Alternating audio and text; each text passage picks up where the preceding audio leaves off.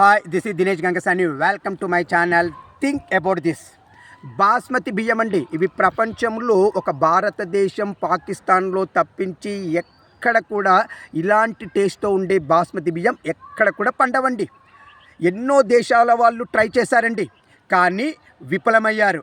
చివరికి అమెరికా కూడా ఇక్కడి నుండి వడ్లని తీసుకెళ్ళి పండించడానికి ట్రై చేసి విఫలమయ్యి చివరికి ఇక్కడి నుండి తీసుకెళ్ళిన వడ్లని ఆల్రెడీ అక్కడ పండుతున్నటువంటి సన్న బియ్యముతో, అంటే సన్నగా పొడుగ్గా ఉండే బియ్యముతో సంకర చేసి కొత్త రకమైన బాస్మతి బియ్యాన్ని పండిస్తున్నారండి.